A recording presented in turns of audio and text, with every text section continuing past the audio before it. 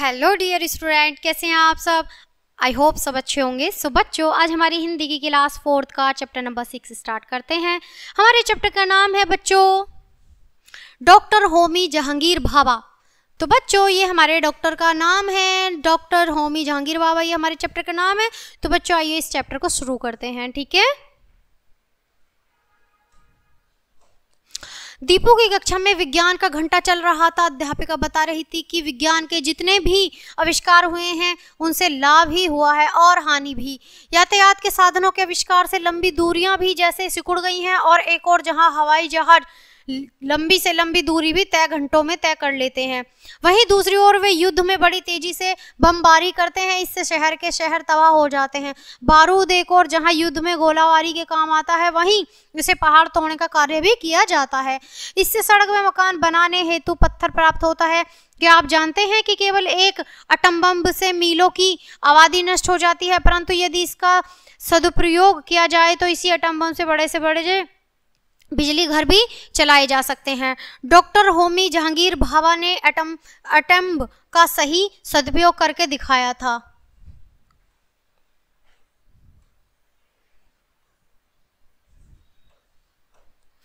Doctor Homi Jahangir Bhabha को संक्षेप में डॉक्टर भाभा कहा जाता है। इनका जन्म 30 अक्टूबर सन 1909 को मुंबई में हुआ था। हाई स्कूल उत्तीर्ण करने के पश्चात उन्होंने एल्फिस्टन कॉलेज तथा रॉयल इंस्टीट्यूट ऑफ साइंस में शिक्षा प्राप्त की। 15 वर्ष की आयु में ये इंग्लैंड चले गए। वहां उन्होंने कैम्ब्रिज विश्वविद्यालय में प्रवेश लिया। डॉक्टर भाभा मेधावी छात्र थे। कैम्ब्रिज विश्वविद्यालय में पढ़ते समय इन्हें छात्रवृत्ति मिली। इस छात्रवृत्ति के कारण इन्हें प्रसिद्ध भौतिक शास्त्री श्री पाली के साथ काम करने का अवसर मिला। श्री पाली मुख्य में रहते थे। इसके पश्चात यह इटली के परमाणु वैज्ञानिक एनिस्को फर्मी की देखरेख में कार्य करने लगे।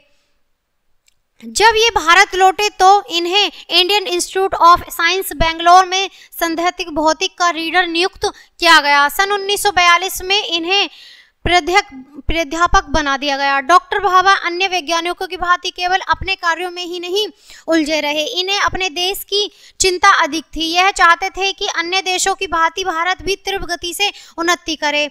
वे इस तथ्य से परिचित थे कि भारतवर्ष में बहुत योग्य व्यक्ति हैं। यदि इन्हें भली प्रकार प्रशिक्षित किया जाए और उपयुक्त सुविधाएं दी जाएं तो वे श्रेष्ठ और वैज्ञानिक बन सकते हैं। जब भारत स्वतंत्र हुआ तो डॉक्टर भाभा के प्रयास के फलस्वरूप परमाणु ऊर्जा आयोग एटॉमिक एनर्जी कमीशन बना। डॉक्टर भाभा इस आयोग के सचिव बने। इस आयोग ने जो कार्य किए उनसे भारतीय उद्योगों की उन्नति में बहुत सहायता मिली। सन 1956 में पहली बार परमाणु भट्टी स्थापित की गई। इसे अप्सरा नाम दिया गया। तो बच्चों, जो परमाणु भट्टी बनी गई थी पहली बार सन 1956 में, तो उसका नाम क्या दिया गया था? अप्सरा दिया गया था। ये बहुत ज़्यादा समझने और सीखने वाली बात है, ठीक है। क्या दिया गया था?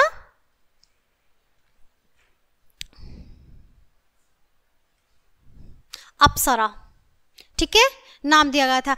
ऐसी भट्टी सबसे पहले एशिया में रूप में अतिरिक्त ही अन्य थी। सन 1961 में दूसरी परमाणु भट्टी जर्लिना भी तैयार हो गई। तीसरी भट्टी कनाडा की सहायता से सन 1963 में स्थापित की गई। इस भट्टियों से भारत को बहुत लाभ हुआ।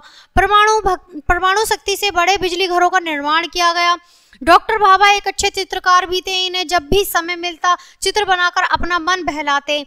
सामान्यतः वैज्ञानिक अपने काम से काम रखते हैं। वे प्रयोग करके नए नए आविष्कार करते हैं, परंतु यह नहीं देखते कि उनके आविष्कारों से सरकार मनुष्य जाति का भला कर रही है या नहीं, अथवा इसके विरुद्ध प्रयोग कर रही है। परंतु डॉक्टर भाभा ने ऐसा नहीं किया। उन्होंने अपने ज्ञान का उपयोग सर्जन के लिए किया, विनाश के लिए नहीं। यदि ये चाहते तो केवल अनुसंधान द्वारा नए आविष्कार करके खूब नाम कमा सकते थे, परंतु इन्होंने अपना जीवन शक्ति देश के निर्माण में लगा दी। एक बार की बात है, लाल बहादुर शास्त्री ने इन्हें मंत्री पद देना चाहा था, परंतु इन्होंने स्वीकार नहीं किया।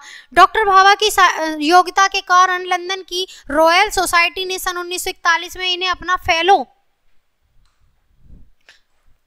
अपना फेलो चुना। यह एक बहुत बड़ा सम्मान माना जाता है कि कुछ ही वैज्ञानिकों को मिल पाता है। सन 1942 में कैम्ब्रिज विश्वविद्यालय ने इन्हें एडम पुरस्कार दिया। सन 1966 में एक विमान दुर्घटना में डॉक्टर भाभा की मृत्यु हो गई और विज्ञान जगत का यह देदीप्यमान सितारा सदा के लिए हमसे दूर हो गया।